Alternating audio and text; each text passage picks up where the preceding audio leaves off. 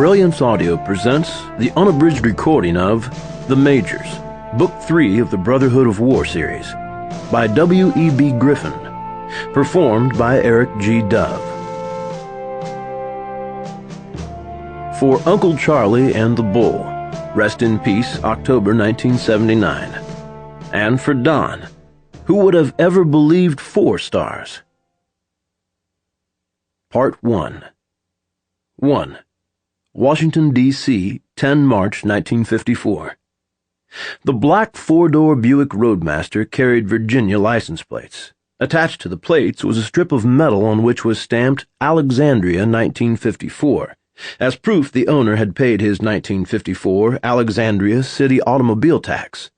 The car showed none of the other decalomania, however, that many of the cars in the Washington, D.C. area showed, thus identifying them as military personnel attached to the Military District of Washington, or as employees of the federal government authorized to park in Section B, Parking Lot 3, of the Department of Labor, or so on.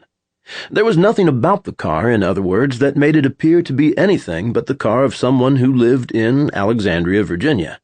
But when it turned off Pennsylvania Avenue, the normally closed gates of 1600 Pennsylvania Avenue were open, and the 2 guards on duty touched their caps in salute and waved it through without stopping it, either to examine the driver's identification or to telephone to see if he was expected, though it was late at night.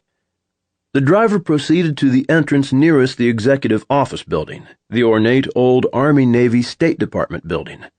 2 Marines in dress blues came out to the car before it had stopped. "I'll park it for you, sir," one of them said to the driver. "If you'll come with me, sir," the other one said.